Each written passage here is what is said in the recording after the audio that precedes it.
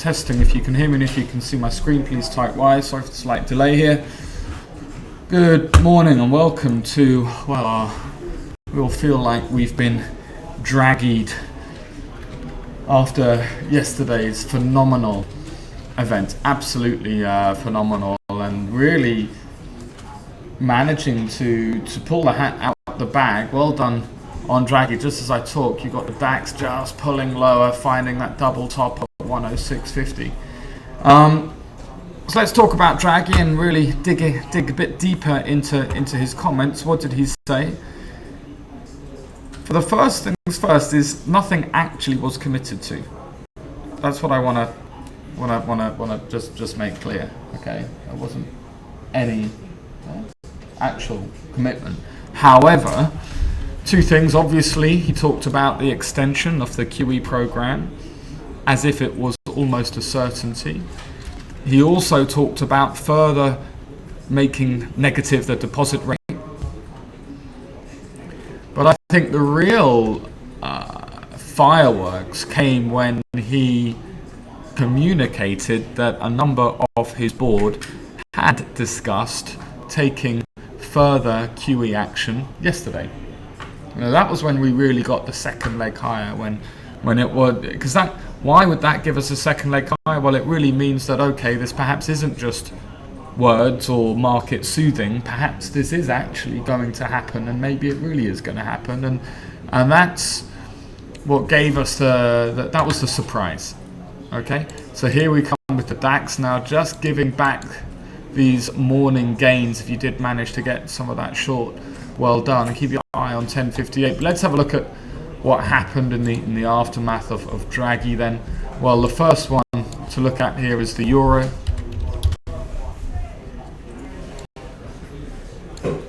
And we were trading that key level 1.1314. We've really been watching it all week. And if I put my currency tool on, trading that break of S1 all the way down to really the end of the session, the euro did nothing but move one way yesterday, as you can imagine. So we're now, well, it went down 2% with just one contract. That would have netted you $3,000 on the euro USD. That's a big, significant move. If I go to a daily chart on the euro USD, I'll just take remove the pivot points out of that. We've got some interesting trend lines that are being shared in our hot Kong rooms this morning, which go a little bit along the lines of something like this. If I go pointer tools, trend, I'm going to do it live, which is always a danger, but a little bit something like that, where after the 2015 sell-off, we've been touching this support all the way through the year, and we're finding support there now as I speak. So keep your eye on that long-term trend channel on the euro USD. Obviously, the euro coming under pressure as Draghi communicated that numbers off his board were willing to act now rather than wait till December. That's what pushed the euro lower. Impressively, European equities, I mean, look at this in the DAX. I'm going to have to scroll right out to a daily chart. Phenomenal day in the DAX. Well, that's the best. Let's go to a continuation here. I mean, that's the biggest up day in the DAX for, well, I don't know when really, but we smashed through the September highs. We're back in this range now, firmly above 10,000. 10,000 seems like a long memory ago now. Same type of move in the euro stocks. Obviously, euro lower, equities higher. And one of the equities, certainly I was trading, I felt like I missed the DAX slightly yesterday, so I was getting in the S&P, and I was getting long the S&P at the pivot level, and it just wasn't going. But then, bang, when it went. And I think this is why I found yesterday a bit frustrating, and perhaps the day before. I've been a lot more right over the last 2 days than I normally am. I've been my calls on where these assets are going have been correct, but the timing's been bad. And anyway, so here's the S&P, and I actually took this off at R1, that long, a lot of you had a chance. There was that perfect classic down at the pivot level to allow anybody back in, but then, wow, R1 was just a small step on the way. So the S&P firing higher now, and then if we have a look at, let me just remove these pivot points. If we have a look at this longer term plan on the S&P, longer term study, we're above that 2033, firmly above that now, and actually you've only got 70 pips, sorry, till the all-time high. That's, you know, how much did we move yesterday? 10 to 60. So a similar move as we saw yesterday, and we're nudging on the all-time highs. That's it. And Bill the Bear Norman has promised to eat his hat if we do make new all-time highs this year, and I think we're going to have to keep him to that promise. But I'm in the same camp as him. You know, this is farcical. We can all agree that equities are being supported again through monetary policy activity, further expectation of monetary policy stimulus. Is there anything else that matters now other than monetary policy stimulus? I mean, well, actually, yes, there is. Of course, on the S&P last night, we had excellent earnings out of Microsoft. We had excellent earnings out of Amazon. Vass was telling me Bezos is now the third wealthiest American, the owner of Amazon. Excellent earnings out of those companies. And it's going to be a difficult time to be a bear. You know, I do think that at some point in our future we might look back at this chart and it'll be, you know, something that we marvel at. But that's not anytime soon. Just as a reminder, let me go back to the Nasdaq here. And I know I do this, and it's just good to, I'm not telling you to sell, I'm not telling you to get short or anything like that.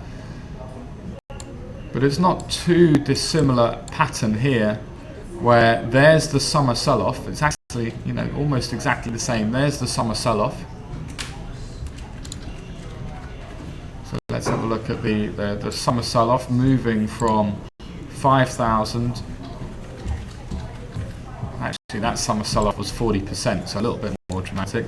But there's the summer sell-off, then a 40% rally, and then we have finally a break through those lows that really indicate a longer term shift here. So you get the extension higher, the semi-crash, if you like, the bounce, and then the move low. If you are still a bear, that's kind of what you need to be hoping for here. Here's the move higher. There's the pullback. I don't know though, looking at this chart, it just looks so bullish, doesn't it? When you look at this on a monthly chart, you'd have to be, if all you had was the chart, you would think that global growth and economic strength has never been better. If all you had was that chart, and if you didn't actually know the ins and outs of it. So very interesting. Mario Draghi coming to the aid of global equity markets once again. I'm just looking at the yen here at the moment. The yen's had a pop higher this morning. Obviously the yen sold yesterday as the dollar was strengthening against the euro, also causing the dollar to strengthen against the yen. There are expectations of Japanese central bank activity next week, and that's sort of weighing on the yen at the moment, but it's quite an important level here if we can stay above this handle. I know a couple of you are watching the yen, just keep your eye on that. That was the high back in July. We've been a mess. It's been a mess really since then. But it might be that expectations are firm. Well, I don't know. I mean, if you are thinking that Japan are not going to engage in further easing, then of course you want to go long the yen. But does Mario Draghi's activity yesterday, does that mean the Japanese have to act? Does that mean now that the US definitely can't hike in December? And it's interesting to think about the consequences of one central banker's action and the pressure that creates for the rest of the world. And that's the danger we have with all of these central banks engaging in extraordinary monetary policy. It's hard to be able to predict all the different knock-on effects. You know, this is kind of the impossible equation, isn't it? When there's so many dependents and variables that can impact and affect one another. It's easy to tell when one apple might go rotten in a bag of apples, but not when all of them do. Okay, so obviously it's a busy day given yesterday's moves, and you should have some good market opportunity today. If you look at the calendar for the data that's due out, we have had data already coming out just at 9 o'clock in terms of the euro area. Sorry, that's 10 o'clock at 9 o'clock in terms of EU manufacturing. We've also had German data come out, better than expected for manufacturing PMI, better than expected for German PMI, services PMI, better than expected for composite. So better across the board for Germany. And since that data came out, what's happened to the DAX since that better than expected data came out? The DAX actually started to sell off, although it's gaining some ground again now. So, lots of activity expected today. Fascinating day yesterday. I'll be talking about Mario Draghi and the consequences as we go through the session. I hope you guys had a good end to a positive week. If you did not take the opportunity yesterday, don't worry. Today, because of these market moves, there will still be opportunity to get involved. Guys, have a good session. Good luck from me.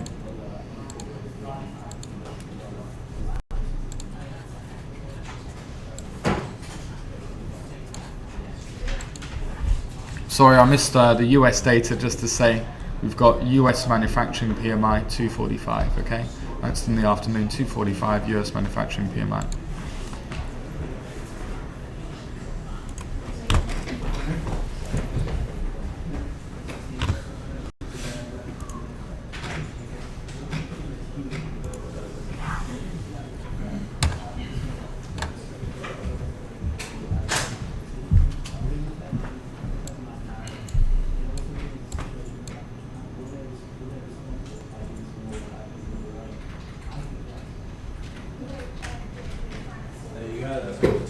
TV. What's that? All the Bank of Japan have just told us to queue it for their own. They probably will.